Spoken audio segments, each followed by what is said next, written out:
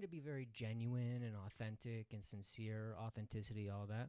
I've been doing that with the last couple of episodes, and I'm realizing that that might not be the approach. Okay.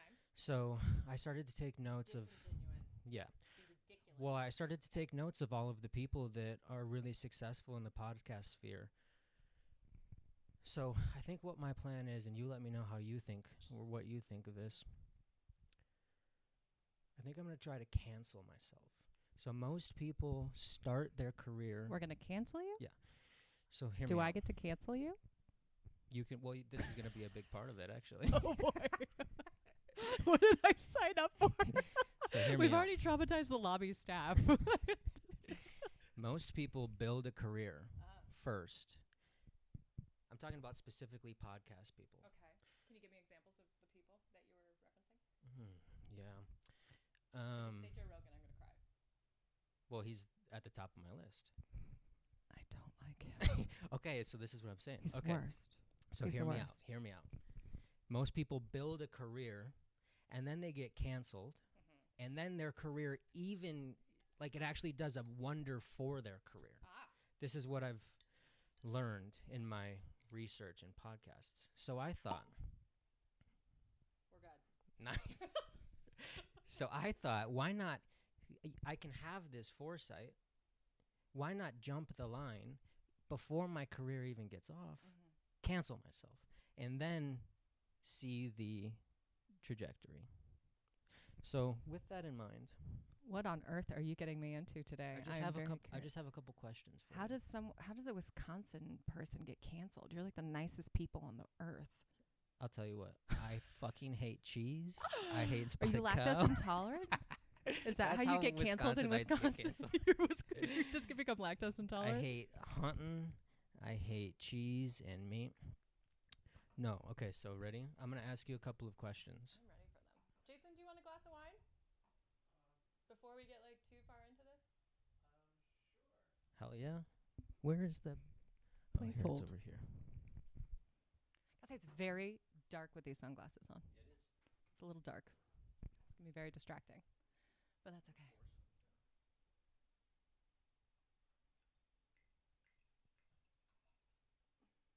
I love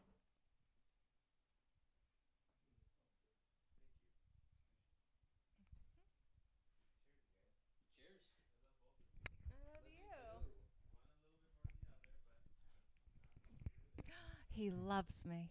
Look at that. Wait, I thought he was talking about me. Oh, fair. That statement could use clarification. Wait, let's pour some. So before I cancel myself, because I don't want you to see the Oh, I don't the need to cancel. questions, Okay.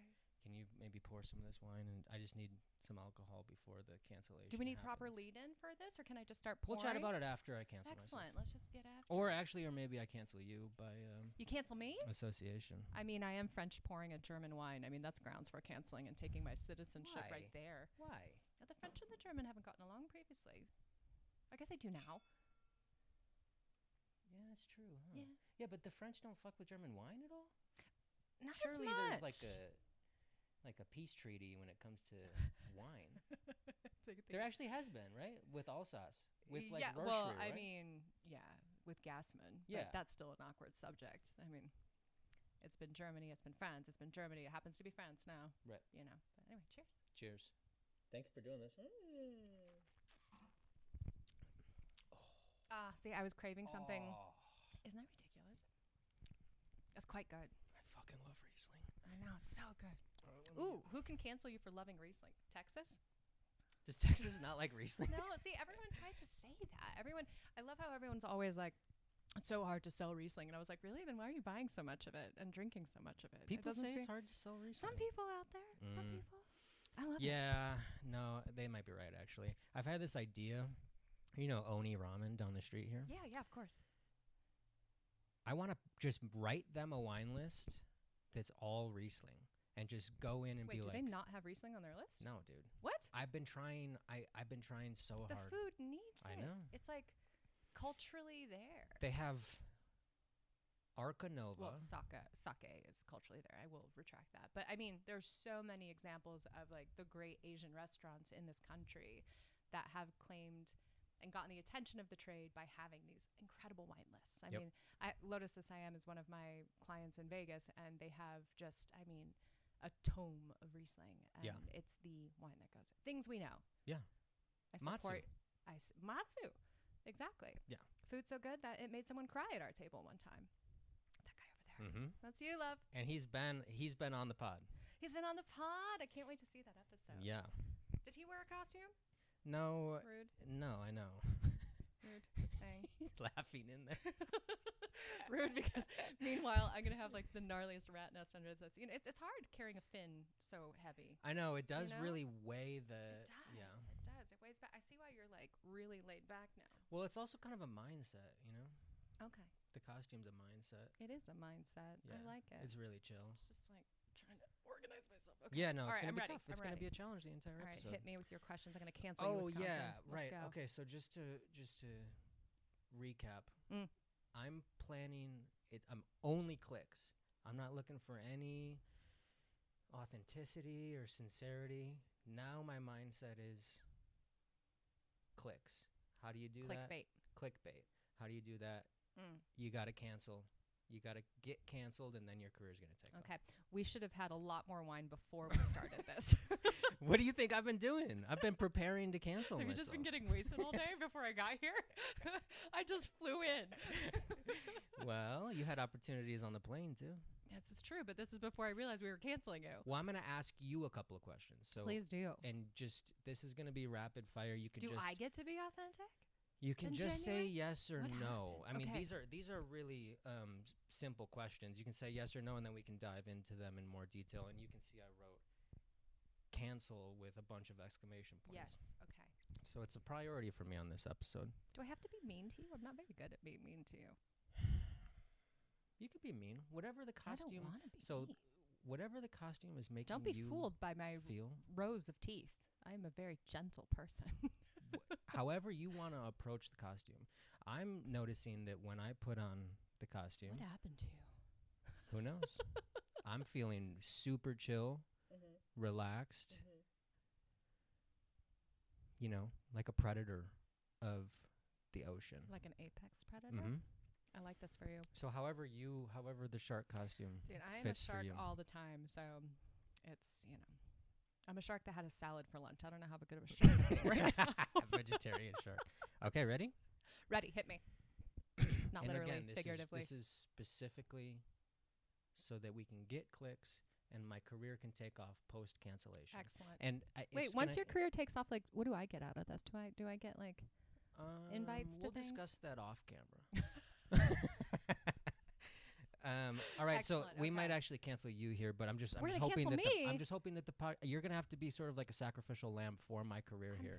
I'm a shark, Zach. So, first question: Wait, I think my ringer's still on. Is Jason texting notes? No, this is Selby. It's the juice, the legend. Mr. Selby is texting. Two for two on podcast I episodes. know. James Selby references. Jason talked about him too. He's a legend. Yeah, the juice. Excuse me. He is a Yes, legend. He's a legend. Anyway, Okay. continue. I'm sorry. Do you?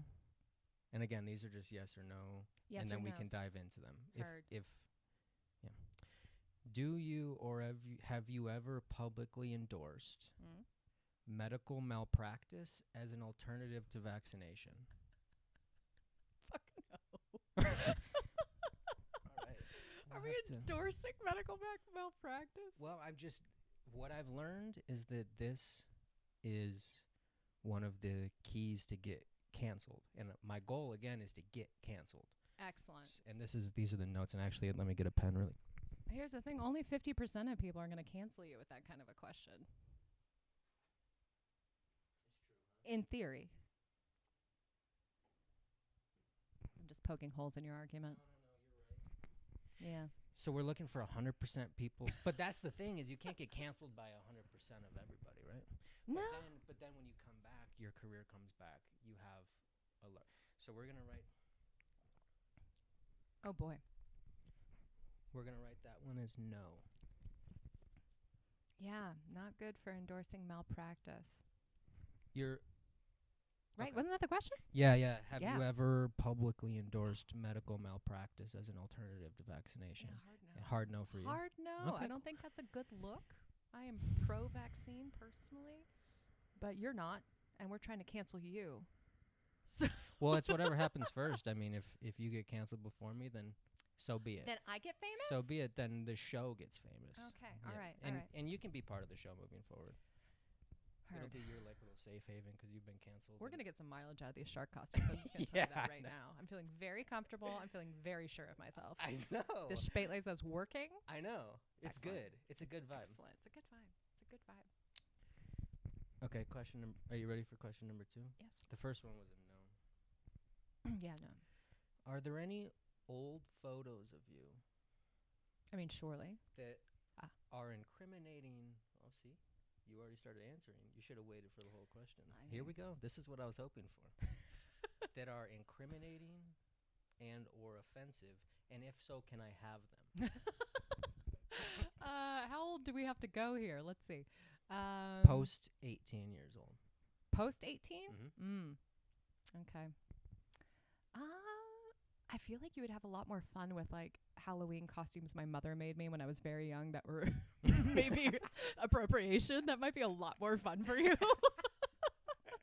Post 18. Is something coming to mind? Yeah, I got a couple things going. Wow. Okay, this was a good question to ask. Oh, Then. the 80s were interesting. It was a different time. That's what they all say, right? It was a different time. Yeah. Yeah. But let's see. Post 18. Like maybe an old tweet. These are just patterns. I have, that you know, I've I have a found. Twitter account and I have one tweet ever Do you wanna- that I posted. Do you wanna? I can tell you what it is right now. Yeah. Go ahead. Isn't and- a volcano just an angry hill? And I left it out in the internet for it to fester. I don't know if I have followers or comments. Oh, interesting. Or So you haven't retweets. even No, checked it's the kind of- account. No, it's like a time capsule. Yeah. Yeah. Interesting. For myself. What's your handle? Why don't you go ahead and plug it? Oh God, I don't even remember my handle. What it is? Where my handle is? What my handle is on Twitter? It's probably something very uninventive, like Mademoiselle Mercier or something like this. Uh-huh. But yeah, I remember doing that, and then thought to myself, this world is all too overwhelming. Like Twitter and X and things of this nature. I was like, yeah, no. You dropped I'm out. one legendary tweet and then got out. Pretty much. Yeah. I was like, I'm good. I'm good on the Twitter. Yeah, Twitter sucks. It's not called Twitter anymore. Or yeah, X. X. No, it will always. It'll It'll always be t- Twitter, yeah. right? You yeah. can change the name, but it'll always be Twitter. Yeah. So then, are we saying no on that?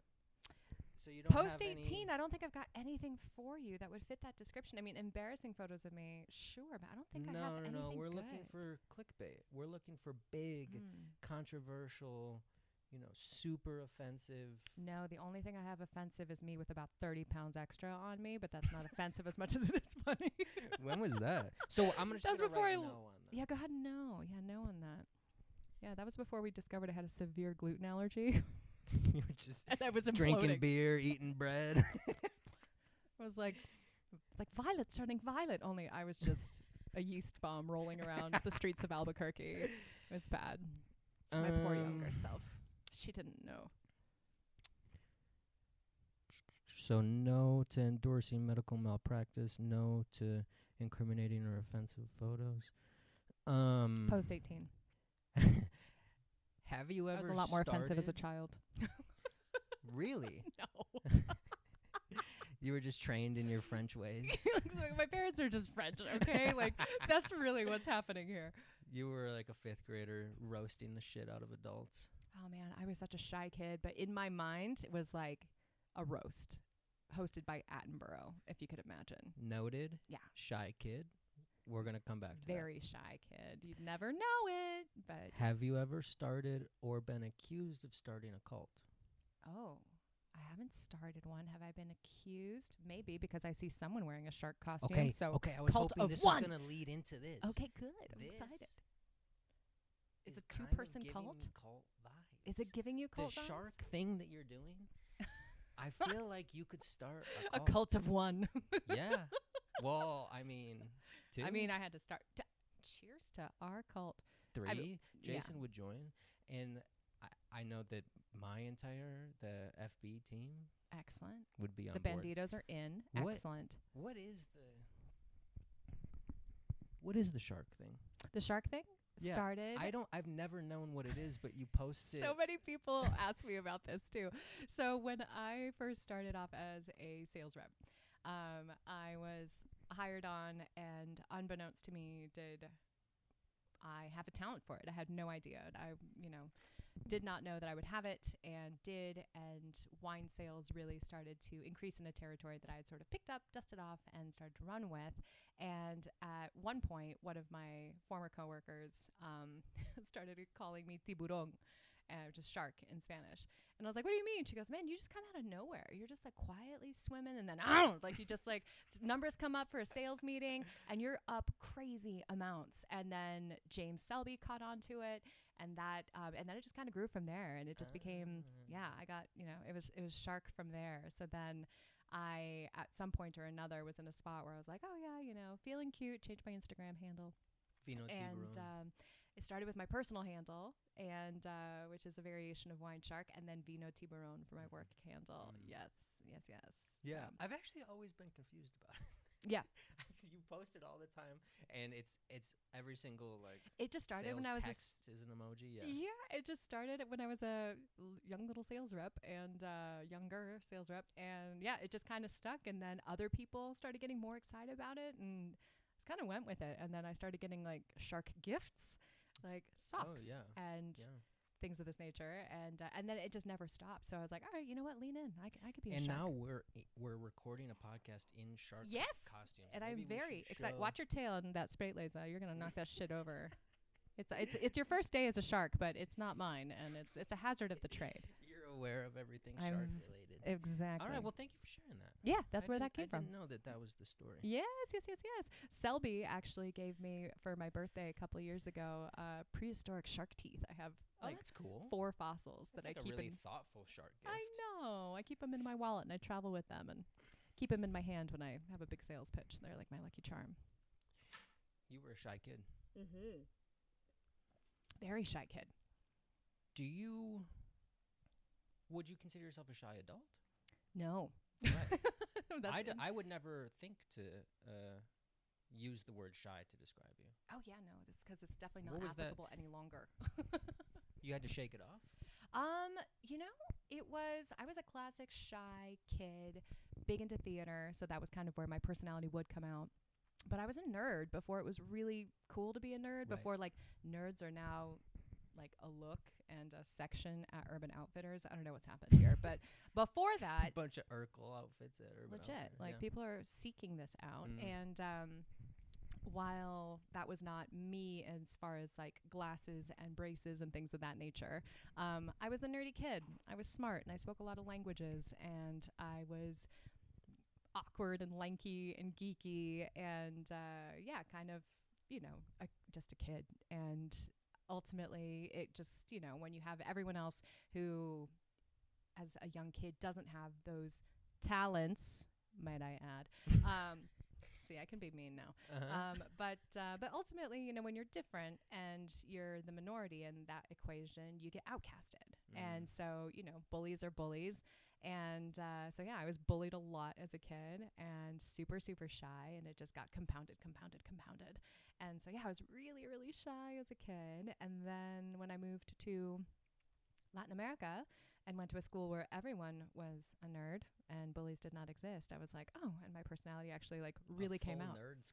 Full nerd school, yeah. Everyone was multilingual, and everyone was smart, and everyone was encouraged to be. And we didn't have sports teams, so you couldn't be a jock. You had to, it was the intellectual thing was ultimately what everyone was after and was the cool thing to be. So I was painfully shy until I was in high school. And then, okay, cool. That's interesting to me. Yeah. That's interesting. Also super shitty that kids hear kids are just ruthless in general. They are. But kids hear, we're like, this fucking person speaks more than one language. They're such an asshole. Well, and then you get bullied for something that is so fucking cool. It is really fucking cool. And it was very upsetting. Kids are ruthless. They're ruthless. And it was very, I think, embarrassing probably for a particular group of kids that were it's just like, man, the bullies, they follow you. It's like, remember, what was that movie? It's like, oh, Doyle rules. Like, I had like that, only like the Hispanic version following me around. And the worst thing was that Mercier spoke better Spanish, as in any, let alone fluently, than the little crew of these Latinos that I think, their parents unfortunately never spoke Spanish, and that was like a whole generational thing. Right. And they felt threatened that I spoke better Spanish than them, and I was getting better grades than them in Spanish class, and I'm sure they were going home and getting chewed out and reprimanded for it, because they were like, hey, your last name is like Perea, or Martinez, or whatever it is, and or Sandoval if you're listening, and no big deal. We never forget. But in any event, look at her now. Yes, sitting in a motel room, drinking wine in a shark costume. You really showed. Look at the life. Yeah, doing a podcast in English, I could really stick it to them and do it in Spanish. But in any event, I wouldn't be able to keep up. No worries. I'll do all the voiceovers. But yeah, in any event, as a result, I was really heavily bullied and was a total shy nerd, and yeah. And you moved to Costa Rica, huh? And Costa Rica is where I moved to. Well, how old were you when that happened? I was 13. Just 13. Mm-hmm. It's a great age to move somewhere. Actually, a really difficult age to move somewhere. Oh, moving is hard no matter what. I mean, 13. Yeah. Well, I guess if you've been bullied, though, up until 13, you're like, get me the fuck I was out like, deuces, I'm out of here. I'll go to Costa Strange. Rica. Yeah, bye. But yeah, so I was a shy kid. Mm. That was a very long tangent for whatever question it was that I was answering originally. No. I should. We didn't really talk much about the format of this in that there isn't one show, but I mean, I definitely have some questions to go off of. But Fix I'm hoping it in post is what he said originally. Let it be heard. Well, there's gonna be a lot of fixing after video editing the Jason Romero episode. Is he that smoke show for Martin Woods? Yeah.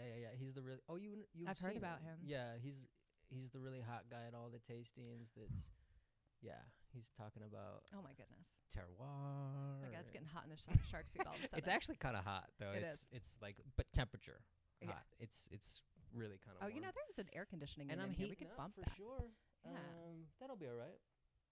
I guess if it's an emergency, we can switch to it. I'm feeling okay. I'm just mentioning that episode though because man, do I say a lot of dumb stuff that needs to get fixed in post. Listening to yourself is hard. What is? I think I'm pretty sure I'm not gonna get canceled out of you. Of all of the people that I will. I'm not gonna cancel you. Of all the people that I am going to talk to for this show, you are the least likely. I'm pretty sure to get you canceled. Mm-hmm. I'm already disappointed to help me get canceled. I know. You're kind of uncancelable. I'm too you're diplomatic. Pretty sharp. I'm a shark. You're a sharp shark person. What is your most?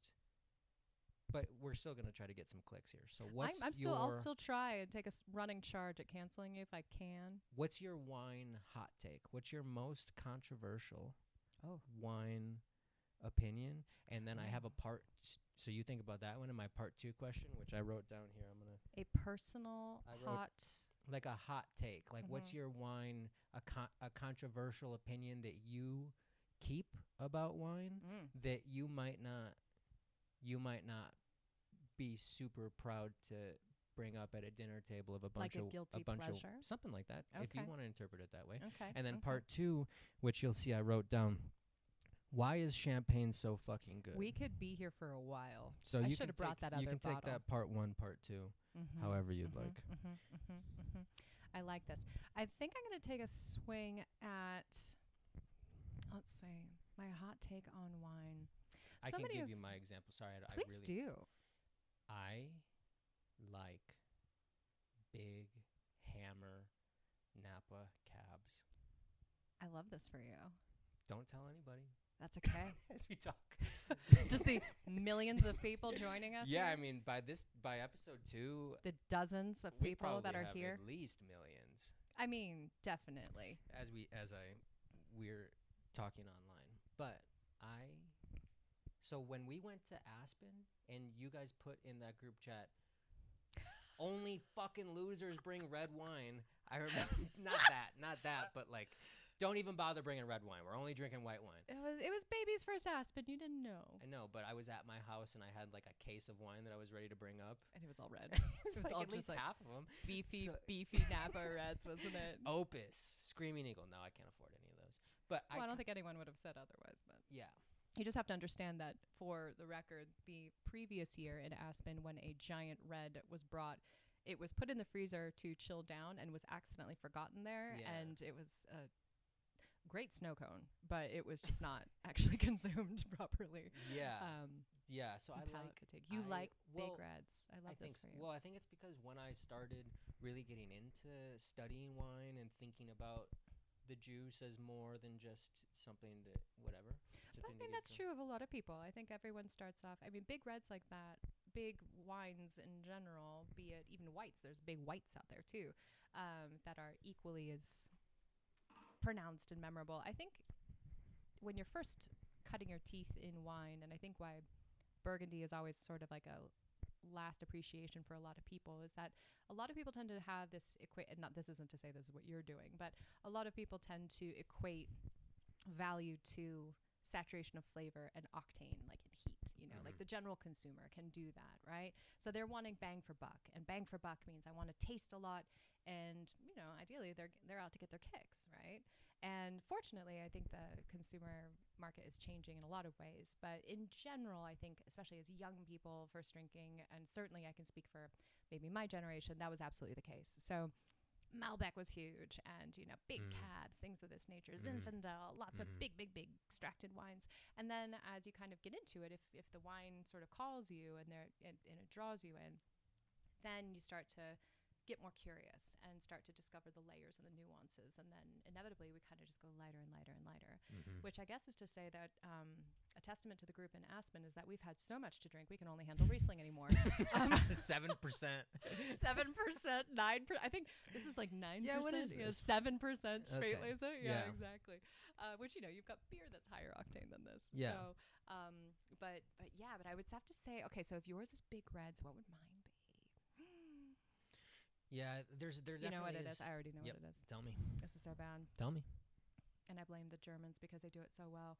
The spritz, just like white wine that's kind of like been left for a questionable amount of time in the fridge, topped with sparkling water, equal parts, boom, over ice. Shameless. Oh. Listen, you travel a lot. Wow. There's a mystery bottle in the back of the fridge. What is it? You know what it is? It's a spritz. That's what it is. Oh. And I will spritz myself. Oh, wow. That's a great one. Very refreshing. You get back, you've been traveling all week or for weeks or something, and maybe you forgot a bottle of Sauvignon Blanc Chenin Ferment that's in the back of your fridge. Yeah. And there's just enough to make a little spritz with some ice, and if it's really been back there for a while, you know what? Add a little citrus. Get crazy. I think that would be mine. I think that would totally be That's mine. actually great, though. I don't do that, and I will waste the last Waste glass. not. Yeah. Waste not. So, yeah, I think that's mine. I like think that. that's mine. Thanks. Thanks for being Thanks. vulnerable I think there. I just realized that, too. Hopefully Yeah. Jason's not, like, jumping out of a window right now in the back. Like, it's just like, I rescind my engagement proposal. Well, actually, no, I don't want to say that because, I'll bring it up when we talk about the last 3 questions at the end of this podcast. Yes.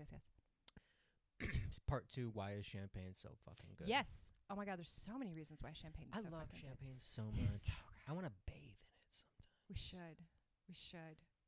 I do have a complete tangent and aside. Yeah, tell me. Remember that movie Patch Adams with Robin Williams? No, so this is something that you should learn about me.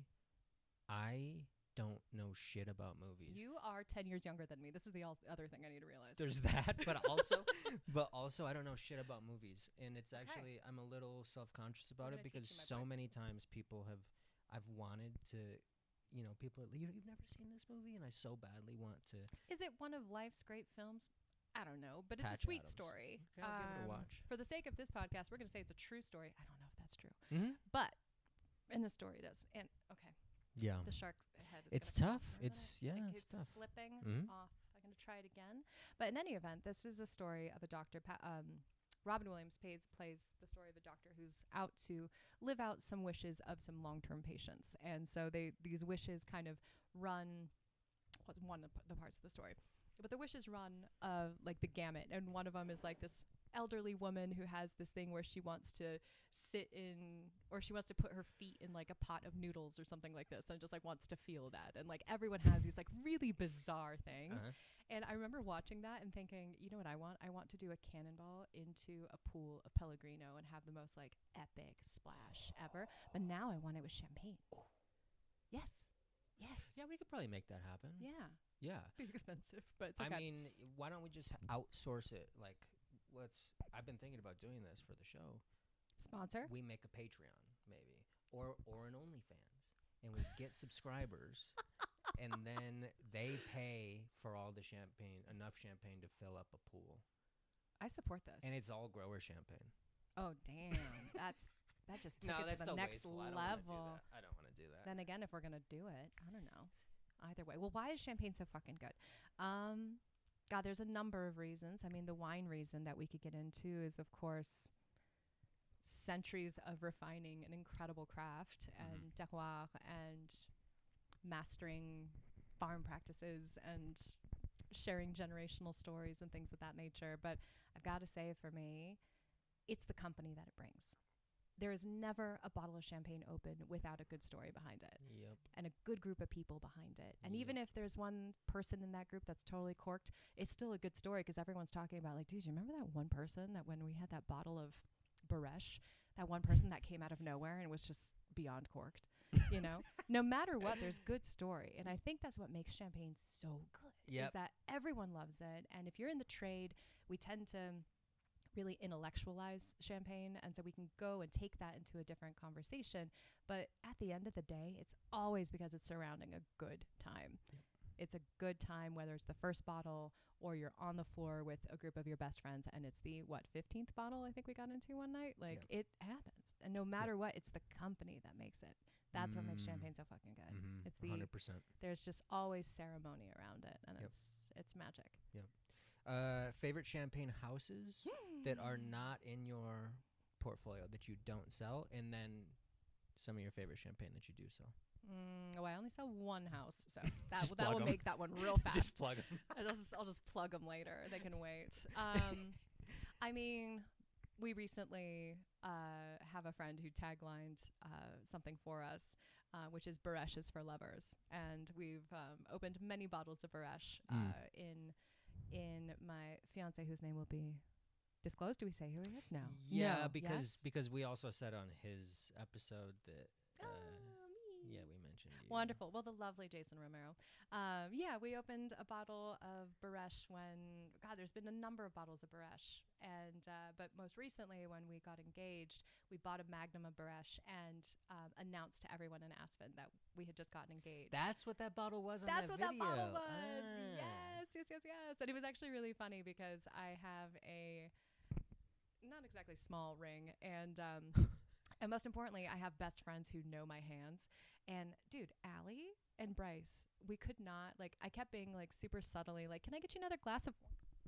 And like, I was wondering if you had the ring on I before had the ring on the whole announcement. time. And Allie and I have a video to show you later of being like, all right, hour 2, no one's noticed. And like, it's ridiculous. But we bought a bottle of Baresh, a magnum of Baresh to share, and that's what that bottle was. And so, and then subsequently we just had an anniversary a couple days ago, and Baresh is for lovers. What is it about Baresh?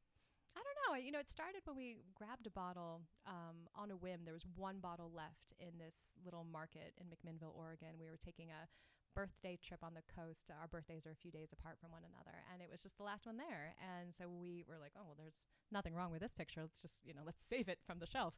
And then subsequently we just kind of always, Baresh sort of just finds us. So that one's always near and dear to my heart. Beyond that, I mean, Eggly. There's nothing wrong with Eggly if you can get it. My favorite. So good. It's my favorite house. It's, I mean, wow. What's not to love? Yeah, so good. What's not to love? So Eggly, if you can get it, no big deal. So with Sean Baresh, Brown, this is actually an interesting question. Yeah. To hype up my own question that I'm about to ask. I'm very excited about the question. I like that you're your own hype man. This is really great. You keep this up, this might be what gets you canceled. Who knows? Hey, thank you. I'll make note of that. I love it. See, it's hard. It keeps Okay, so There. with Baresh, Mm. the association there for you is more one of like sentimentality and nostalgia almost now that you look back on the moments that you've shared with Baresh. Also fucking delicious. Right, so that's what I was wondering. Like, what is Mm. the breakdown? It needed to be delicious in order for you to register it the first time you It had would be it. a very different memory if it was not good. Right, right, and Yeah. then it sticks around for all these moments in your life. Yeah. So how much? What's the breakdown there? How much of it is actually the juice and the style from the Champagne House is fucking insanely good in my preference, or I just happen to have it at super Well, monumental moments? it first started because we just happened to have it. It was the only bottle that was, a decent champagne bottle, and it was a very decent one for a Mhm. birthday celebration. And then when we had it, we're like, fuck, that's good. Right. Like, that's really good. Mhm. And so, we, of course, naturally we got into it. We started talking about it. I think the thing I appreciate most about both Baresh and Egli is that the actual size and texture of the pearl is really fine. So it allows you to actually taste the champagne. Mhm. Where it's not, some champagne houses can be so aggressive with their pearl that it just evaporates on the tongue, and it's like you almost have to wait for it to kind of go flat a bit before you can actually continue to taste it. Mm. Whereas, if you're one of the big houses, I mean, not the big houses, if you're one of the greats in my book, it's a fine pearl, and you get to taste the wine, the vin clair. That's what everyone starts off with. Yep. So for me, that's a defining characteristic of a great champagne, and both of those have those in common. Yeah. Yeah. And now, so Egli is a bigger, rounder, more powerful style of champagne, still with a lot of balance and depth and complexity, and like still light on its feet for sure. But it fits in that camp of big barrel fermented, Burgundy with bubbles. Oui. What a great selling point that is, by the way. You're gonna trademark that real quick? No, North Berkeley does. I was gonna say, wait, what? I'm sure someone said that. I think Sean said that. Yeah, I was gonna say, I'm pretty sure Sean told me that.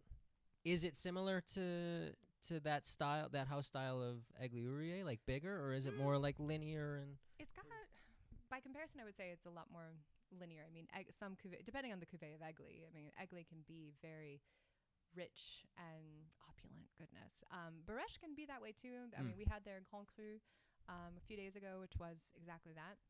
But, their entry-level cuvées are a little bit lighter and more expressive and zippy, and, just still a good time, though. To me, it always comes down to the size of the pearl. Like, it really, really does. It has distinguished which bottles I buy a second of, or go out of my way to cellar or seek out. It really makes a difference. Yeah. Do you want to plug BDN? Yeah, absolutely. So Le Vin de Neuville is in the Boutique Wine Collection portfolio, and they're in the Côte de Cézanne. Selfishly, we're big Blanc de Blanc heads at Boutique, so we went for a region that's predominantly Chardonnay under vine, to the tune of, goodness, a comfortable 85%, I think. And of all their cuvées, I mean, the Millésime, I think we're on to 2009, is stunning. Blanc de Blanc, 100% Chardonnay. And then the real special, I mean, for big styles, and certainly can be oxidative, but most importantly autolytic, is Autolyse. Oh my God, that champagne is ridiculous. Is it like 7 years or so? 8 years? Oh, keep like going. 14 years. No. Autolyse. Yeah, the Noir et Blanc that we had in Aspen. Yeah. Wow. Noir et Blanc, so it's 80-20 Pinot Noir Chardonnay, and it's 14 years on the lease. It was bottled in 2008 and disgorged in 2022. Yeah. And then the Blanc de Blanc, which I think you guys have here in New Mexico, is 12 years on the lease. Yeah. There's nothing wrong with that. I will tell you that immediately. There's zero things wrong with that. It's gorgeous. And we're showing delicious. it. Yeah, we'll be having it this week, which I'm very excited. I like to quality test that cuvée. Well, just to make sure. Yeah. We had Magnums, but I drank them all. So it's really? Yeah, kind of. Yeah. Of course. Between Bryce and I think we put a healthy dent in them. Yeah. But yeah, Le Vin de Neuville, they do some really beautiful things. And again, without Autolyse, it really is just the size of the pearl that is just allows you to actually taste the wine. And I think a lot of people dismiss champagne, or not dismiss, but they just say like, oh, bubbles, and anything bubbles, and you're like, yeah, but it's almost like the bigger the bubble, it's almost like adding bacon to food. What are you hiding behind, you know, or like Yeah. overhopping a beer? It's like, don't let the wine speak for itself. Right, Like right. have that. Yeah. And no two bubbles are the same. Like just the know. texture, how it feels, everything can be. There's a whole range. Absolutely. And that's why champagne's so fucking good. Is that there's a whole Are we range. still answering that question? Yeah, I think we are. Damn. Yeah. Yeah, we could have just have talked about champagne.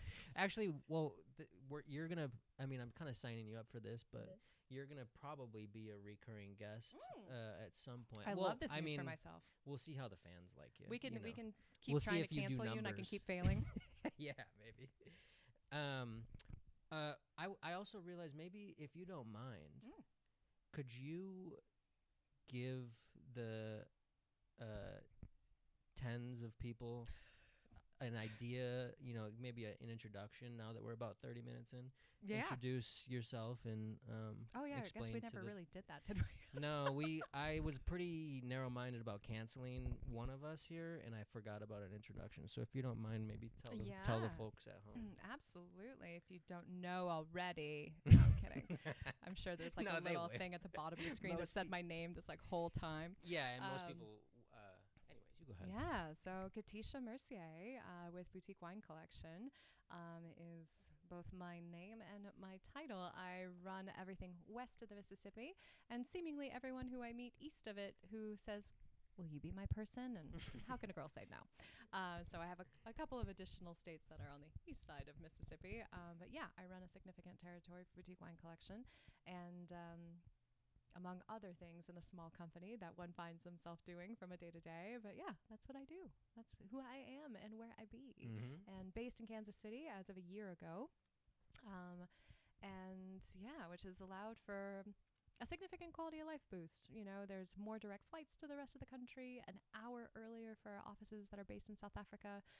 So it kind of allows me to, get a jump on the day. And yeah, the middle of the country really works nicely just to have accessibility, because you don't realize that traveling, I think a lot of people are like, oh, wow, you get to travel for a living, you know, do this, that. And you're like, yeah, but when you realize that the flight is your commute and that a layover is a traffic jam potential, you're just like, can we just avoid those? Yeah, of course. Like, of course, yeah. Let's just not. So yeah, based in Kansas City as of a year ago, which has been an incredible city to be in. Who knew? I mean, it's such a little gem, just like New Mexico in a way. Like there's this local trade of independent food and wine, restaurants, bottle shops. The trade has been so incredibly welcoming, but also really well versed and educated. It's one of those like, I'm sorry, like we're in the Midwest. I didn't expect this. I didn't know. And it's kind of when you come to New Mexico, I think a lot of people are surprised when you come here too. And they're like, wait, I'm sorry, what? Where am I? Like, what is this incredible bottle There's shop? cool shit here? What is this baller restaurant? Like, Yeah. wait, hold on. What? Yeah. And it's kind of been that sort of experience for us. It's been really amazing. And yeah, it's been a pleasure to get to know. It's been hard to be away, but it's always wonderful to come back and have one of my favorite people terrorize the hotel front desk by arriving in a shark costume with recording equipment and asking where this room How is. can I get to the suites? That's what I was asking. Oh my God, Zach! Can you point me in the direction of the suites? Yeah, they were No, like, great. They were definitely sizing me up. Yeah, it's good. But yeah, that's me. Boutique has a really cool portfolio, and you represent a really cool portfolio, and it's a portfolio that's really diverse. And there are Very. a lot of different countries represented, a lot of different producers. How many? I mean, there must be an insane amount of producers. Maybe you don't know the number off the top I of your do. head. 35 producers, 9 countries, over 500 wines. Right, 500 Yeah, wines. yeah. What are some challenges in representing all of those different wines, and particularly countries? When I think of your portfolio, I'm like, there's South African shit, Yeah. there's Austrian shit, there's Hungarian, Champagne, there's Hungarian, Corsican, there's Croatian. Yeah. Yeah. Yeah. It's fun for sure. So, you know, it's it could be daunting to the wrong person, I think. I'm up for the challenge. And ultimately, you know, it's a portfolio that really has hung their hat on indigenous varieties from the Western Hemisphere, which is to say that the Chardonnay and Pinots will only ever come from France, right? So a lot of people kind of, you know, especially on a consumer level, obviously in the trade it's different, but when they realize like, oh, wait, Chardonnay and Cab aren't from here, and you're like, oh no, those are those are not from here. A lot of things are not from here, and those are two of them. But no, those are French, and those are indigenous varieties to France, right? So we know.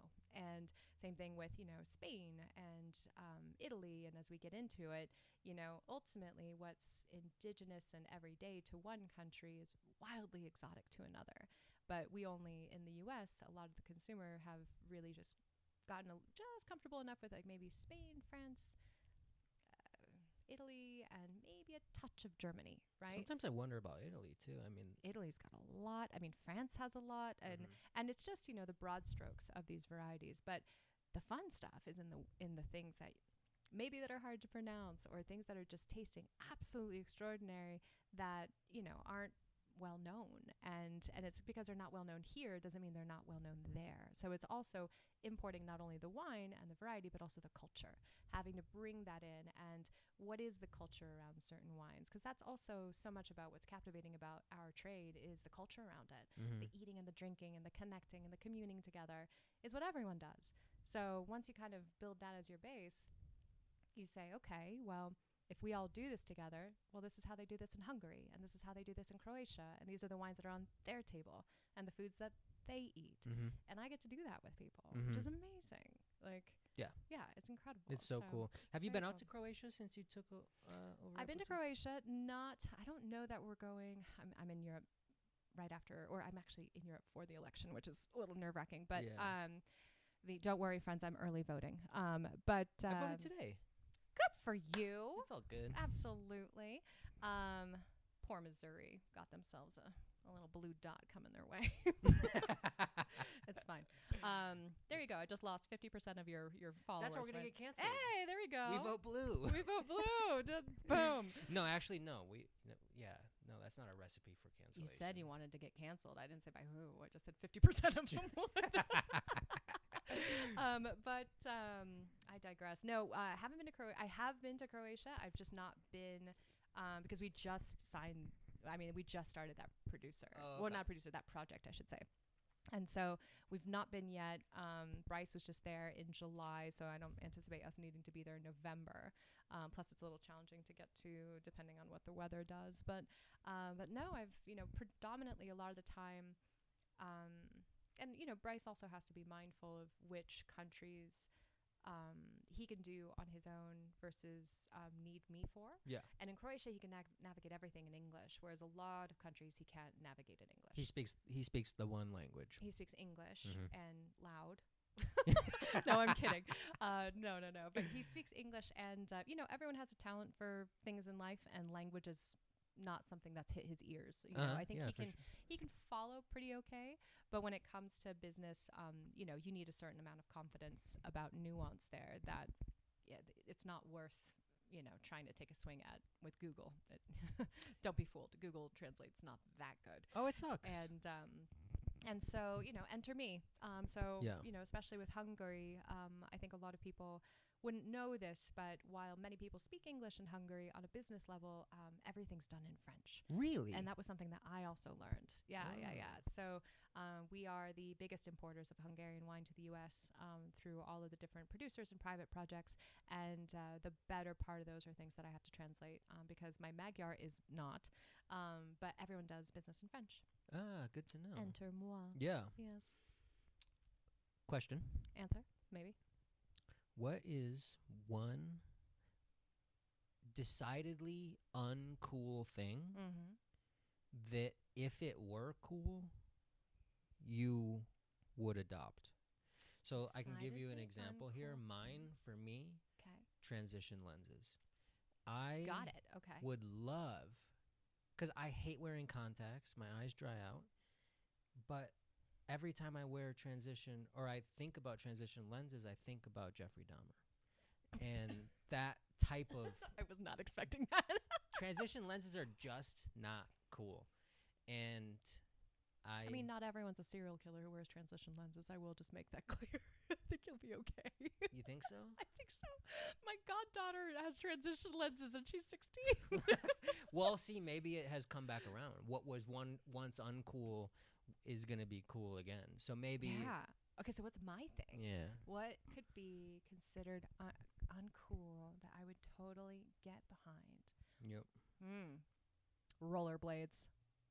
I loved rollerblading as a kid. It's so much fun. Rollerblading is so much fun. Yeah, but like, who's doing that? Are you saying for transportation, or you I don't know.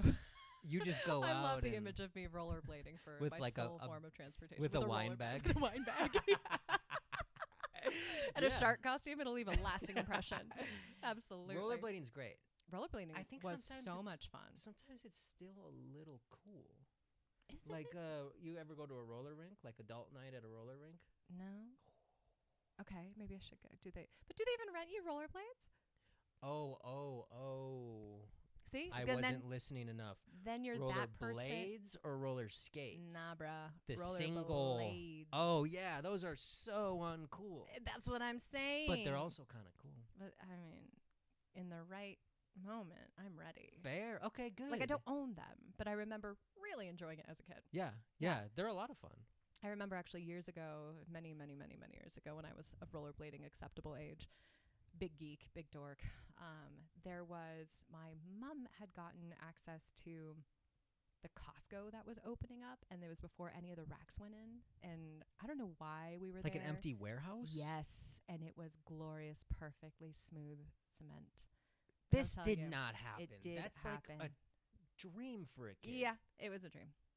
It was a dream. You got a Costco hookup, huh? Yeah, I That's don't know. I cool. don't totally understand why that happened or why I had rollerblades with me, but I don't know. It happened and it was magical. That's cool. So yeah, I'm ready for the rollerblades to come back and be acceptable enough. Yeah. That would be my thing.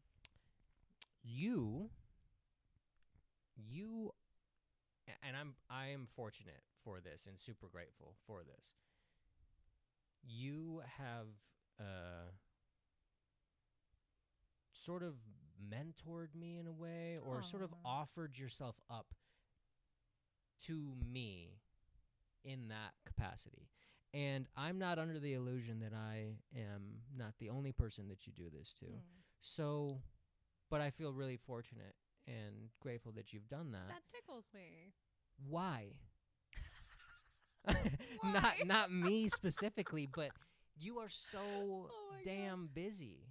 I am busy. And I've sat on the phone with you for like 40 minutes and asked you about career shit, and you just take the call. Yeah. And you don't, and you probably shouldn't, because. Why? But that's what. Oh, okay. That's my question. That's what I'm wondering. Why? Why do you do that? Well, one, I adore you. First and foremost, you're right. I have and do this for others. So much so that someone else recognized this and had me nominated to be a mentor for Women in Wine nationally, for a group called Batonnage Forum, which I've been a member of for the past 3 years. Yeah. And so, yeah, ultimately it's, if there's a way to describe it as, for Batonnage specifically, I find it to be a way to contribute to our community and our trade and give people a hand up in areas that might get them to somewhere faster or get them into the right place, or maybe, save them 6 months to 3 years to 5 years going in the wrong direction when what they really needed was to actually go in this direction, So it's like, hey, I hear what you're saying. You think you want to be a buyer, or you think you want to be a sales rep, or you think you want to go into distribution, but maybe what you really should look at is all these other avenues of our trade that you probably don't know about yet. Do you know about these? Let me show them to you. Let me tell you what they are. And have gotten to do a lot of really amazing things, from help many people either get into sales and distribution, get promotions within sales and distribution, start their own import company. There's a young woman who is incredible, and she's starting to import American wines into South Korea. And I've been talking to her for, many months now. She's amazing. And so, yeah, it's a really cool program. But even just when I'm answering phone calls from you, of which you are not part of Batonnage Forum, turns out. No. But I do, field phone calls from even our distributors who, call and soundboard scenarios. It's always helpful because, ultimately that's the partnership. That's that's the community that you build. And that's the thing that I've had so many mentors of mine, James being one of them, le jeu. This was a question here, and I wrote it down. Just so you know that I'm not bullshitting you. Who were your mentors in the industry, and what did they teach you? I was thinking about. It'll segue in. But yeah, I've always been so grateful for the people who gave me the time. That time doesn't cost me anything other than my own time management. So, I always tell people, like, listen, I don't have time for this, but I have time for you. So if you want to make time, I will absolutely make time for you. And I've been so lucky to have people throughout my career and on my way up who have done that for me. And so long as you're respectful of people's time, and people always are when you're giving them your ear and your thoughts, goodness, it costs you nothing. And it could mean so much and be such an invaluable moment for somebody that how could anyone resist not helping somebody? That's crazy. Yeah. So yeah, I do. Interesting. Yeah. Who were your mentors? Well, it turns out I'm marrying one of them. That's exciting. I was wondering, yeah. Yeah. He's absolutely one of my mentors. He's still one of my mentors to this day. Mr. James Selvey, a lot of that. He's an amazing, amazing creature, who is just so insightful. And goodness, like, a mentor is not only about wine, but just about life after a while. That's what they all are, for the most part. Yeah. I mean, some are, you know what, you're right. Some are trade specific. Yeah. Some of them are trade specific. And I guess I can keep it to that for the sake of this podcast. Those Otherwise, two we'll really be, well, no, just for the sake of the trade, like, keep it to the theme. Yes, for sure. Yeah, definitely. Beyond that, I mean, there are people who I don't necessarily have the access, and not because they wouldn't give it to me, but simply because I've not asked.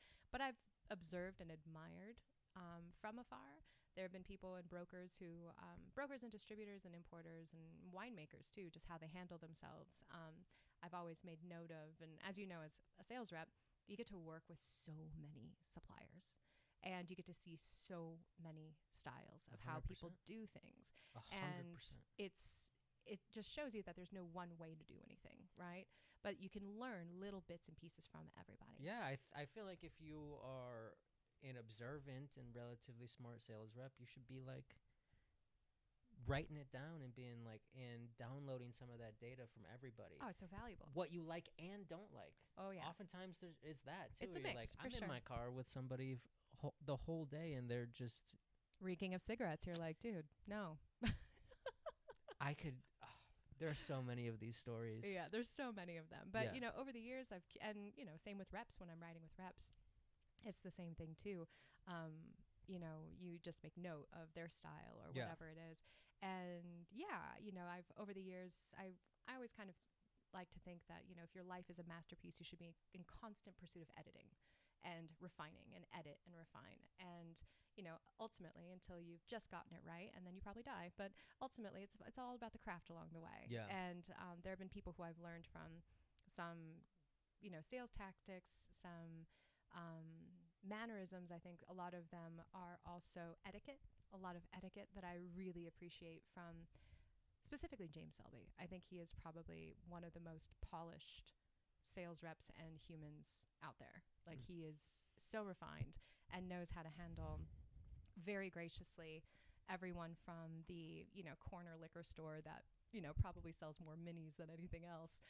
But James is going to go in there and, give them the same respect and reverence as he would be sitting with, some of the top restaurants in Santa Fe. Yeah. And gives them that same respect. It's incredible diplomacy that he has. Yeah. But I learned a lot about that from him. And so I definitely take that from him for sure. Yep. Absolutely. You're one of those people for me. And to refresh your memory maybe a little bit, you trained me on my second day as a sales rep. And I didn't even work for the company, and I wasn't even one of your suppliers at the time. Yep. I forgot about that. You had just left, I'm pretty sure. did. Yeah, so you were like, you were being very helpful in a transition, perhaps, bringing me on board. But, so it was my second day as a sales rep, and I thought, I got to pull some samples. Like, I need to have a bag on me How do I do that? when I Yeah. well, yeah, that's when you help What with do I that too. pull? Who do we And see? then we pull up to the first account, and I was like, you know what? Just me like thinking I know it. I can deliver a pitch. I know, having like wine knowledge. That's also how you learn. You got to just like take a running charge at it. That's true. You know. And then the very first account, I thought like I know how I'm gonna talk about these wines. This is a Loire Valley Sauvignon Blanc. I can probably talk about that. Like talking about just like wine, CMS 1 knowledge basically. Just like this There's is a lot of knowledge in that, Yeah, some. But then when There's no when we minimizing pulled up that. to the first account, you were like, "So do you want to give the pitch, or do you want me to?" And learning I a thought, portfolio is a different beast than knowing your wine regions. That's what I was worried about for you. yeah, That's hard. oh, 100%. Yeah. So then I was like, "Why don't you take the first one, and then I'll tap in after that."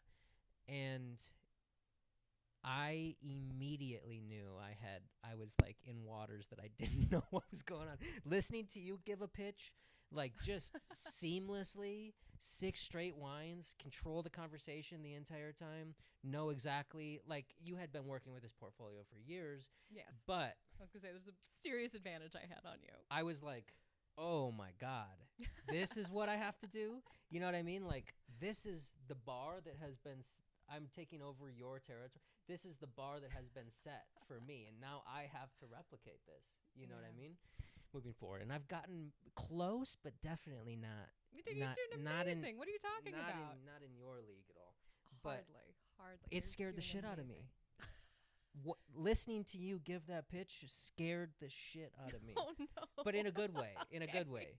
I was like, well, okay, you're here. You're in a shark costume. I think we're doing all yeah, right. yeah. Okay, the trauma subsided. You didn't. It wasn't your personality, but it was just like, oh fuck. Oh, that's what the job is. This is the bar for me. Oh my God. I have to live up to this now. Yeah. It's a lot. It is a lot. It's a lot of information. I think a lot of people underestimate how hard it is to be a sales rep. You have to learn. I mean, here's the thing. Like at the favorite portfolio, how many SKUs do you guys have? I don't know. A few thousand? So many. Yeah. So I'm now down to just like 500. A cool, clean 500. Clean 500. Clean 500. Yeah. And it's but I still have to learn, I have to know everything about it. But when you multiply that for sales reps who are the most green people at times in the trade and have the biggest, it's drinking through a fire hose. You have this huge portfolio that you need to learn, and you do eventually by having all these suppliers ride with you, and it's like a personal training all day long. Yeah. And then you get to visit, and then you get to know them, and you get to share a meal with them, and you get to, go visit and get to know the cellar cat, Francis. You know, like you get to know all these like little things about people that you get to pepper into your sales pitches as you develop your own style. So it's, but it is intimidating to take on when day one you're like, oh my God. And I came in a little cocky too. I think arrogant. Like, I'll pull samples. I didn't get cocky vibes from you. You're from Wisconsin. What does that look like? Yeah, I'm not cocky. You're so nice. It's not at all. In fact, just probably scared and nervous for most of the day. But yeah, and also too, like like for my portfolio at least, like one day you will be showing like Northern Rhone Syrah, and then the next day you're pitching like well whiskey. And then the day after that, beer. Exactly. Yeah. It's like day after day after day. Same day you're pitching. Same day, same bag. You're pitching whatever entry level, stack it to the moon beer. And you're really just like talking business about like how much is it going to cost. Yeah. This will make you money, basically. And then the other, you're romancing the stone, talking about some Burgundy producer, waxing poetic about, X and Y and Z, how you visited and this, that, and the other. And, the smell of, sunflower blooms was, passing through the air. And like, you're just like doing this whole theatrical thing. And then you finish the day and you're like, can't we ship for Thursday? Like, it takes so much of it. And it's a lot of management of all of that. It's cool though. It keeps you sharp. Absolutely. It's a lot of range. Or you sink, It's like Sink or swim. Some people sink, man. Yeah. Some people sink. A lot Absolutely. do. I will ask because I'm. All right, this is like Yeah, go ahead. Ask away. a This silly is thing. This is the first time. A little silly This thing is the that. first time I've ever been asked a question on the podcast. Okay. So maybe in post, I'll fix it in post. We'll have a bunch of, confetti. Sure. And Do we have Oh my god! So that's the thing is that James kept texting me, and I realized that I have to have my ringer on for it to work. oh yeah. Which is why I had to silence it. I don't think it'll pick up. I'm not sure. It could. I don't know. It's gonna pick up. Yeah, maybe. Oh shit! Hold on. Yeah. This is my first. That's gonna. This is my first question. Woo! I have a question. Yeah. So as now you've been a sales rep for how long now? 3 years. It's already 3 years. Yeah. Zach, I'm I very know. excited. Cheers to that. That's very exciting. You've survived 3 years. Thanks, bud. All right, now be honest. In 3 years, you started off as the rookie. Mhm. You are no longer a rookie. Mm-hmm. You have seen other rookies emerge. Yep. Have you experienced what I used to love to look forward to is a former buyer turned sales rep for one of the larger companies and watch them hear no all day long. Oh, a former buyer Mm-hmm. turned sales rep. Former buyer on premise or off. Uh-huh. It's specifically fun when it's off premise. But they get hired on usually because one of the larger houses poaches them, but it can be applicable to the smaller houses. And then you watch them and you catch them on like day 2 or 3 of hearing no for like 3 days straight. While meanwhile, you're taking every placement they have because they don't know what they have in their portfolio. And you're like, hey, I could ship the following. Like, how do you feel about that? What is that? A Sauvignon Blanc from Chile? I got like 5. Do you want one? What price is it? Just licking chops. Absolutely. Yeah. Blood in the water. Yeah. Like, yeah, that little shark fin comes up. I have had seen this. such a sick pleasure watching these people kind of eat like 15 courses of crow, and mostly because they eventually come up to you and they're like, I'm so sorry. oh, right. I didn't realize how hard your job was. Yeah. You know, and they have this very humbling moment, and sometimes it comes as quickly as like the first day. Sometimes it could be a couple weeks, but it always comes. Have you gotten that moment yet? Oh yeah, of course. Isn't it so good? I can't It's disclose any actual information and Okay, well, or names or anything, afterward. I but- think I already know of 2 of them, but it's really fun. Yes. It's And satisfying. I love it. I'm like, feed them to the wolves. You earned this. Your turn. Yeah, exactly. Yes. Yeah. I had to do this baptism by fire.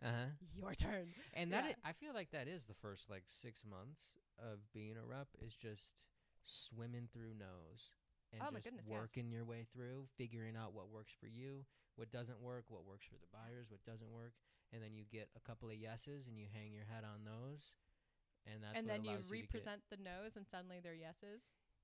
and that too. Uh-huh. That's a really bizarre thing. Is just Mhm. like exposure. Yeah. Like you just keep putting the same. You know what's funny too? I know that I've shown the same wine to buyers. And I know the account you're talking about. Yes. Yeah. A couple of times, and it's like the first one, a resounding no. Never would I ever buy never would I ever buy wine like this. Never speak in absolutes. And ever. then second time, they don't remember the first time, and then there's still a no, and then the third time it's their favorite wine. Uh-huh. And I'm like, Yeah. I knew it. Just I needed to work you through your stages of. That's assuming they even remember. You know, like there's so much of that. Yeah. That's also there. But it's I just had this exact experience, or as far as a distributor approaching the sales rep approaching a million times, and the supplier comes in and it's like, oh my goodness. I was in Vegas working that market recently, and the distributor's like briefing me on this particular account. They're like, all right, like, he's really hard, and, like he's previously really not liked any of these Really wines. tough. Like really tough, like Yeah. doesn't like Raleigh Gassman, just like blah, blah, blah. And doesn't like Raleigh Gassman. I've already showed him Raleigh Gassman. He's gonna say no. And I was like, okay, cool. And he's like, oh my God, he's French. And I'm like, But meanwhile, you're like, perfect. I was like, all right, sign me up. This is great. Let me just sharpen my little teeth here. Mhm. And walked in. Didn't speak French to him until the very, very end. Presented. He ended up buying a comical amount of wine. a comical Yeah, of course. amount of wine. Yeah. He cleaned them out of like 3 vintages of Gassman, and like we left and we got back in the car. My distributor was like, "What happened in there?" I was like, "I don't know, man." But you're welcome. Yeah, exactly. You know, right timing. Right timing is so much about our trade too. Like, you know, with buyers and things like that. Like sometimes you can have every star align perfectly and you think it's going to work out so beautifully, Yep. and it's just not the right time. Mm-hmm. And it just womp, womp. Yeah, you finessed that really well too. And I think part of timing is like how you approach buyers as well, and you know, like buyers, like anybody can get. I don't know. We're kind of getting into the weeds here about Buyers. Buyers. But it is about the trade. Yeah, yeah. But we for can sure. pivot. It's all right. No. Yeah. But that was my question. If you'd seen buyer turned rep yet, because that's one of my like, when I was a rep, that was one of my sick pleasures where I'm like, yes. Yeah.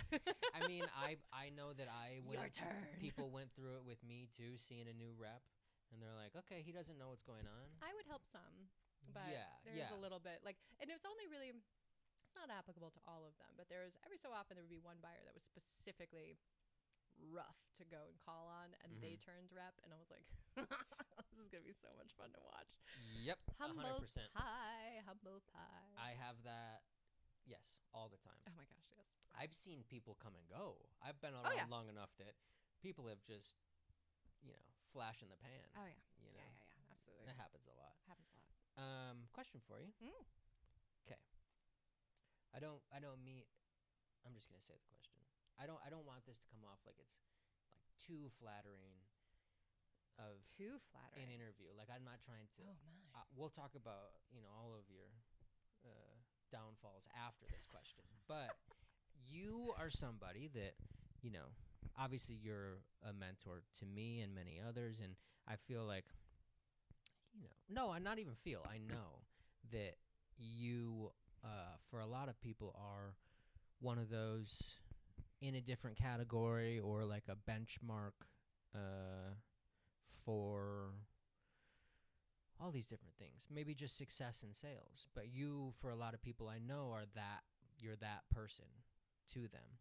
So can we go meet them after this? I would love to talk to them. come on. How often can I be on this show? You're gonna love this podcast. You're gonna meet them over the next couple of days. I appreciate There are a lot of I will people. just say thank you. Yeah. To compliment. Yes, that's what I should be What? saying. Thank you. What motivates you to do a good job? Well, there's the answer that I should give and the answer that is also very much true. Which one is gonna get either of us canceled? Start with that one, and then feed into I the. guess both. Okay. No, neither of them's gonna get us canceled, unfortunately. I think my approach has always been. I mean, I was a buyer first before I was asked to join the distro side, and I think so much of it was having interacted with so many suppliers and distributors that I got to see who I enjoyed watching walk up the stairs at Artichoke. I was like, yes, dude, like so-and-so's here. Hell yeah. Like Mara's here. Yes. Like, oh my goodness. Or, David's here. Awesome. Like I would have certain reps I really looked forward to seeing. And I always wanted to be that one. It's like, I want to be the one that people look forward to seeing. And that was always like motivation number one is don't be the person who people are like, oh, I'm not here. I'm hiding in the office. Text me when they're gone. Like, because I've been the person who's had to do that for other people before, and it's awkward. You're just like, wow, that's rough, man. Like, I don't want to be that person. It's like, dude, you could just say that. Like, I don't have time to taste or whatever, but it's just like, hey, I'm just coming to say hi and develop a relationship. And I was so much more concerned about developing the relationship, and the wine or the beer or the spirits happened to have been there, that it was going to work out. I never actually ever looked at my numbers at the end of the day or day to day, ever. I only looked at them at meetings. I just kept my head down and did my job.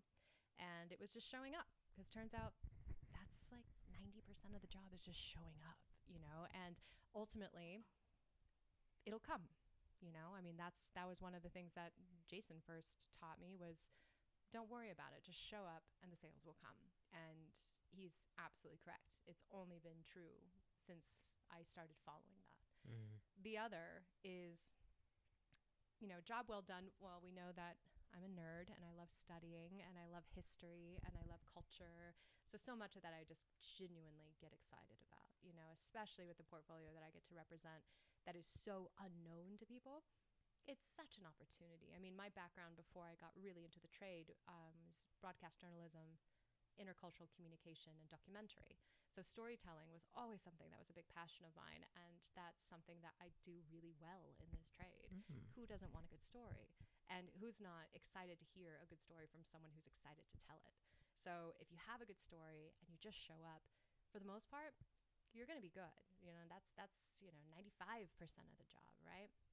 Treat people with respect, respect their time, absolutely. Those are all the things that I think I prioritized over pushing anything. I was never a pusher, ever. And I think in doing so, it just made it easy to work with me. I did all the heavy lifting. You know, if there was any question to be had, I really did all of the research I ever needed. So it was a question of yes or no, not pontificating. I make sure that I'm that prepared because I want to be respectful of their time and mine. And the other was very selfishly, in order for me to work the way I want to, which is autonomously, and have the independence to really run and be trusted, I need to show that I can be, right? So the harder I work, the better I do. The biggest motivation is to be left alone. Yes. I don't do Yes. well. No one does well by being micromanaged. And it's fortunately, I'm never someone who's had to be. Everyone needs management from time to time. I'm not impervious to this necessarily, but one of the biggest drives and motivators was to simply be told I was chasing the good job and really chasing to be left alone. And that was also an equal motivator. So it was, you know, on one hand, to be just a great rep to the account that someone just looks forward to seeing, and you know, to be the one that gets the hug ultimately. Like that's the sweet spot. Yeah. And separately, when it comes to the distribution and business side, was simply to be left alone and told good job. You know, and the good jobs don't come out very often. It is a very thankless job, but to be left alone is just as good. So that's really was another huge motivator is, you know what, hit your numbers, do your job, and everyone leaves you alone. And that's where it was good. Yes. You know, that those are the two, the answer that, you know, people probably want to hear and is very much true, but the other answer that's equally so. And fortunately, I've only worked for people who have, since, you know, I've started deeply in the trade, whether it was on premise and to where I am now on the import side, I've fortunately gotten to work for people who have seen that in me and gotten to manage me and kind of put bumpers and, you know, nurture any questions I had, or, you know, knew that I would come to them if I needed help. There was a trust there that I only proved to them was correct in doing so. And yeah, it's a beautiful combo where I do my best work when I am left to just be trusted and run. And knowing that I have the support and the backup is the best feeling. And that's great for everybody involved. Yeah. That's the sweet spot. I wish that Thank for you. everybody. Thanks for sharing that. Yeah. I feel really fortunate that I've been able to just even watch you work and set an example for me, both on the job that thanks. of course. I mean, you set a really good example, and every time that I work with you in the car or just even, you know, chat on the phone or I'm like, okay. I'm always downloading data from you. I think I'm always like, okay, she did that on that email to my management that I've been BCC'd on, and okay, I'm a surgeon with emails. This is if true. this is something that she does, I can probably do something like that. You know what I mean? Just like taking in all this information. So I appreciate you sharing that. Yeah, of course. You ready for your 3 questions? Sure, I'm ready. Hit me. Okay. What? And then we'll get out of here after this. I just need to turn up the AC. I've taken up a lot of your time. No, hardly. Are you kidding? It is a little toasty in here. Yeah. And you guys have dinner plans. Eventually, not until like 7. We're fine. What? Sorry, I got all sick. What? It was almost like you forgot the question. Huh? He's getting heat stroke. Clip it. What is your desert island wine or varietal? Meaning Yeah, if you're stuck on a desert island, you can only drink this one wine for the rest of your life. I'm going to go varietal. Or varietal, yeah. I'm going to go varietal, and it's not pandering because I have the portfolio that I do, but I've just only been increasingly convinced of the argument. I've been going to Hungary for 20 years. I think the first time I was there was in 2004. So yeah, 20 years. Mm-hmm. And even 20 years ago when I was there with a couple girlfriends, I've always been a wine drinker. And I remember drinking some things where I was like, what is that? Like, I've never heard of that. What is that? And now I get to represent these wines. Yeah, it's cool. It's cool. And Full so circle. it's been a really cool thing. It's Hungary is a very underrated country and had to be for many years because it wasn't really open to be a country to communicate with until many politics changed. But Budapest is probably one of the most extraordinary cities in the world to me. Would love to go. I've never been. Top three. I've been watching it just get better and better, and it's amazing.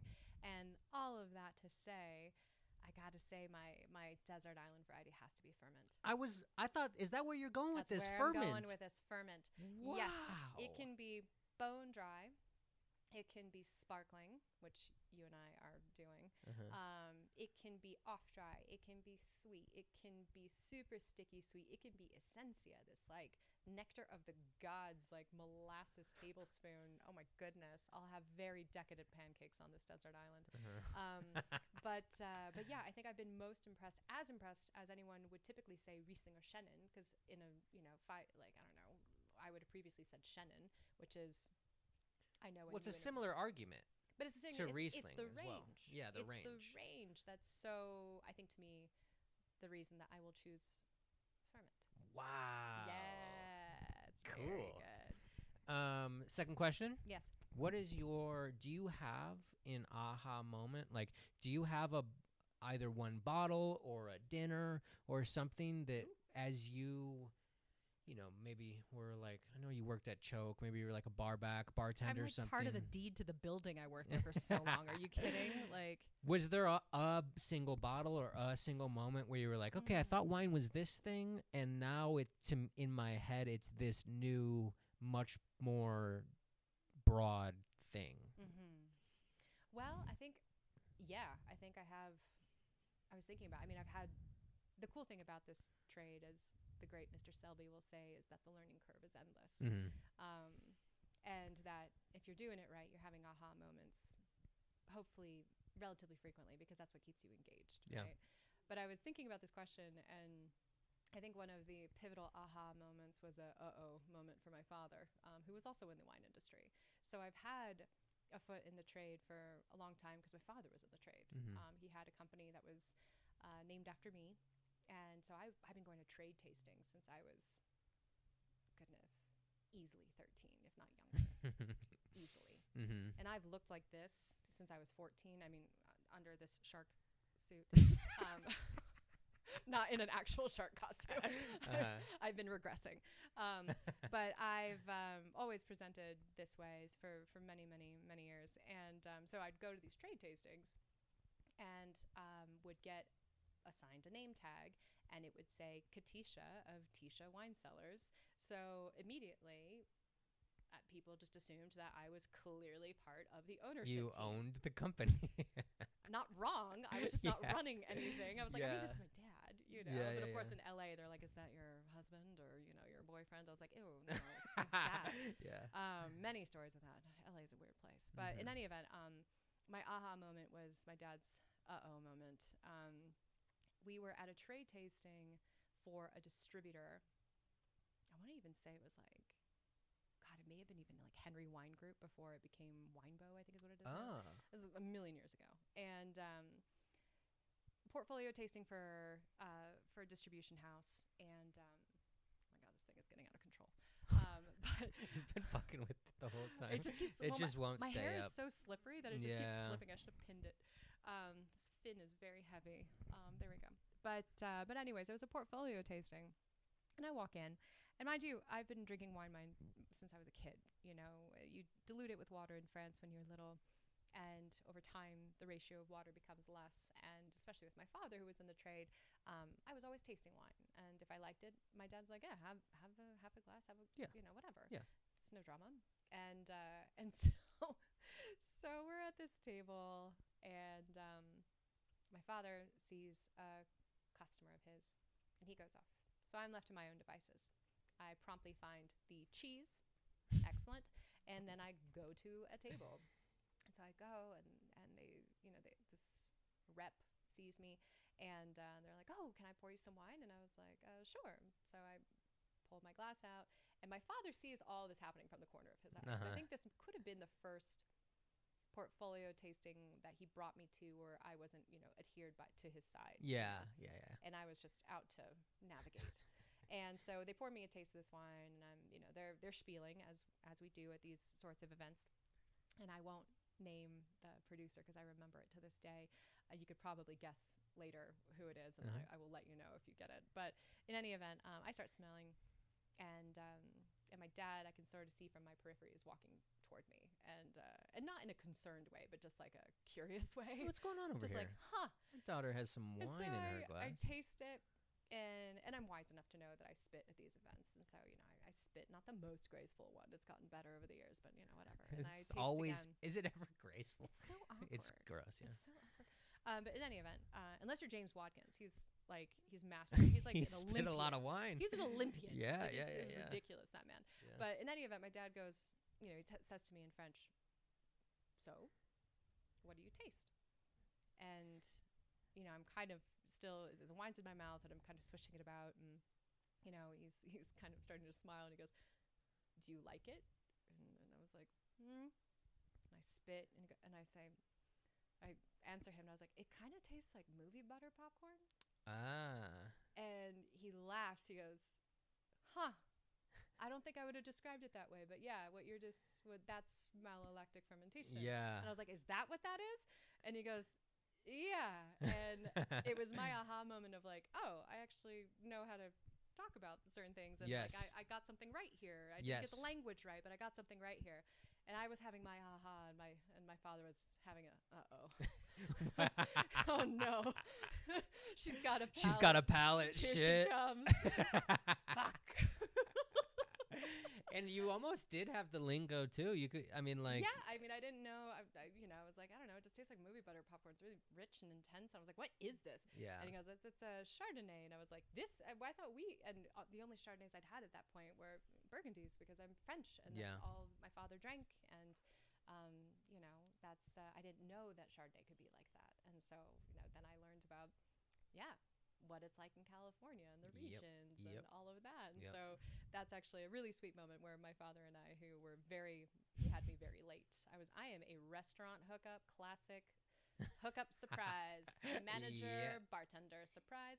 And it was one of those moments where he was just like, oh, wow. Like, despite how many generations we are, like, we actually have something to talk about. Yeah. I'm not just a parent anymore. Like, we actually can talk about Oh, this. That's cute. Yeah. That's really cute. That was an aha moment for me for a few reasons. Yeah, definitely. Yeah.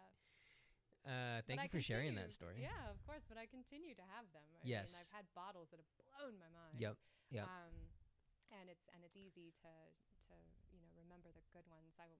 For the sake of actually answering with a bottle, I think one that's still resonating with me was one that when I signed the Kermit Lynch book in New Mexico, the Viñarada Cananao 2019. Oh yeah. Holy shit, that wine. Oh wow. I didn't realize the aha moment for me was Grenache can do this. Yeah. Whoa. Yeah. I'm so in. Like it was such a mind-blowing experience to me. It was floral and ethereal, and it was like, oh wow. Grenache is crazy. Grenache is crazy. I'm actually my next blind tasting with my group is Rhone, Rhone Reds. So of course you can do Syrah, but I'm interested to taste all of these Grenache. And actually at Bryce's party at Santa Fe Wine and Chili, someone brought the a tribute to Grace Grenache. Oh, those Grenaches are beautiful. They're super cool and They're like really good, crunchy but I was like, whoa, what the fuck? This is Grenache too? Yeah. Yeah, Grenache can do that. Yeah. That's Cananao. cool. Holy shit. Yeah. That was an aha moment. That's for cool. Sure. Last question. What is my last question? Oh yeah. I don't know. So you are now here right now, and you've learned a shit ton along your way. Yes. What's one piece of advice that you would tell that 15-year-old, whatever you were, that was drinking movie theater butter over mallow I will Chardonnay? say, my father called it later in the car a malolactic disaster. It's just way overblown and Oh my God, it was ostentatious. yeah. That's the quote that I think even people who haven't met my father know that quote. Malolactic disaster. You know what's funny nowadays? If you put that on a bottle, people would buy it. Maybe that should be my new handle. Clear. No, I'm kidding. Clear glass, fun font. That'll sell. So what would I tell what's one piece my of younger advice self? you'd give to your younger self? Whether or not that younger self even can digest the information. Yeah. But you just got to say one thing that you learned along the way. Something I would tell my younger self, maybe starting out in the industry too. Yeah. I mean, that's something that would probably be a bit more applicable. Yeah. Yeah. I mean, there's so many things that you could say, but I think the most important one that I fortunately applied early and have only continuously get to be proven correct in the instinct to not do this. I mean, speaking in absolutes is a cardinal rule for both myself and I think a few other of us in the industry. Is, you know, anything anyone speaking definitively about anything, I'm immediately suspicious of. So be aware. So that's a general rule that's good across the board, trade or otherwise, because inevitably there's room for it to circle back to you and be like, remember me? Yep. I'm called regret, or, you know, whatever it is. There's always something there. But if there's something that I get proven time and again in equal frequency, that's also a sales tactic, is never speak while people are tasting a wine for the first time. Don't do it. Don't do it.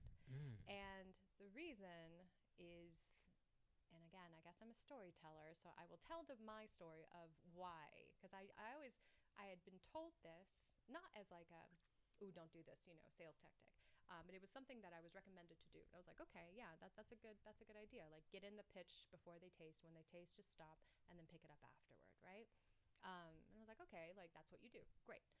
And I had a moment where it actually happened to me, and I was like, oh, that's why this happens. And it was one of the very few experiences that I've been fortunate enough. I mean, our trade is so generous and gracious, and the people in it can be incredibly kind and generous with their seller, or sometimes a restaurant owner with, you know, whatever bottles they have kicking around. Yeah. And years and years and years ago, I had the opportunity for my first taste of DRC.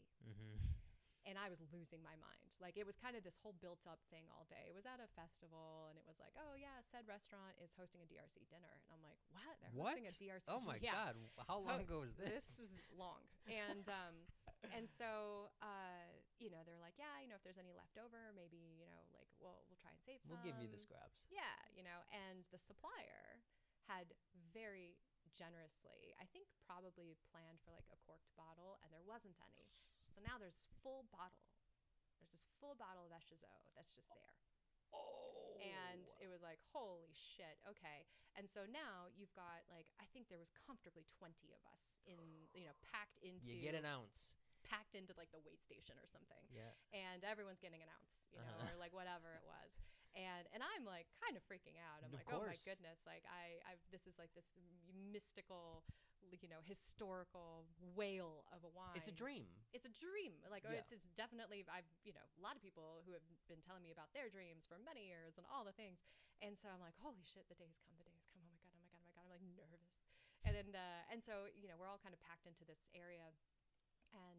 And so, you know, the wine's starting to get poured around, and I was kind of toward the middle of the pack in where my pouring was meant to be, where my ounce was getting delegated. And I get, you know, I have it in the glass, and I'm just like staring at it. I'm like, oh my God, it's here. It's the Holy Grail. Your hand's shaking. And a little bit. Yeah, I was a little nervous. And because I was just like also at the same time calculating, like, once I have this ounce in my body, how much more does my actual body cost for like the hours that this ounce is in my body? Yeah. You know, like one of those moments. Yeah. And so I'm, you know, starting to smell it, and before I even get to taste, everyone is already starting to rip it apart. And Bad mouth it. it's not even bad mouthing, but what I mean by rip apart is compare it to ... Yes. Oh, well, you know, this is great, but the whatever vintage I had, and start rattling off all this stuff, and they're all talking about how, you know, whatever it was that they'd had previously from this producer, you know, DR fucking C, was, you know, better than, you know, whatever, and like, and they're just kind of like not shredding it because it was bad, but putting their influence of their past experience onto the wine before most of us, at least half of us, got to taste it. Yeah. And it completely, I mean, not ruined my experience, but deeply impacted it. I promptly, like, was just so distracted. I was like, dude, it's kind of like someone talking over someone who's trying to introduce themselves to you for the first time. Right. You get a first impression once. Right. And they were ruining this person's first impression. That was in my glass. And so I promptly walked out of the wait station, through the kitchen, through the dish pit, picked up a clean enough bucket, flipped it upside down, walked out to the back, and in the back of the restaurant had some quiet and a moment to Hung myself out. with this DRC that, you know, took years for me to have another ounce of. Right. Right? Right. Because again, it's this unicorn thing that there's only so much in the world, and only so many people who are willing to share it with you, you know? Yeah. And that was something that I was like, that's why you don't talk while people are Fascinating. tasting. It totally wrecks it. Right. So I think that, you know, not that I had done it previously, but I would definitely remind and say, yeah, definitely don't speak while people are tasting the wine for a first time. Yep. Just wait. That's something that I need to make note of, because I know that I've done that, and sometimes I appreciate you saying that. Yeah, that's something that I'm going to work on. Well, and it's hard when you're a sales rep and you only have X window. I know. And the buyer's 30 minutes late to your 35-minute appointment, and you're like, well. And then there's it's like not 5 seconds of silence, and you're like, yeah, so there's carbonic here too, and there's all, you know what I mean? You're just like trying to get out as much information. Tech sheet. Yeah, it's the most awkward thing ever, but yeah. But you got to let it sit. Let them hang out with the wine. Like you could be in your advice. presentation, and once the glass is up and the wine is getting picked up, just be like, just wait. It's cool. Yeah. Like just wait, and you know, let them taste, and depending on how much time you have, let them talk first. Yeah. You know, because that is actually where the good stuff is. You know, I think in our trade we get so caught up in, in the phenolic structure of blah, blah, blah, blah, blah, blah, you know, okay, great. But periodically you get someone who says, I like this, I don't like this, here's why. And the reason why can oftentimes be this real abstract thing. You know, it can be abstract, like, why does it remind you of movie butter popcorn? Or why does it remind you of your uncle's garage, or you know, whatever random nostalgic thing it attaches to is an opportunity for a connection. And I think so much of what our industry's magic is connecting people. Is the food, is the wine, is the story. And if you don't let people tell their story, what's the point? So don't. We have to end on that. Give me a hug. We're so sharky. Hold on, let me put this little fin up. Oh, it's been messy. Thank you. Sorry I didn't cancel you.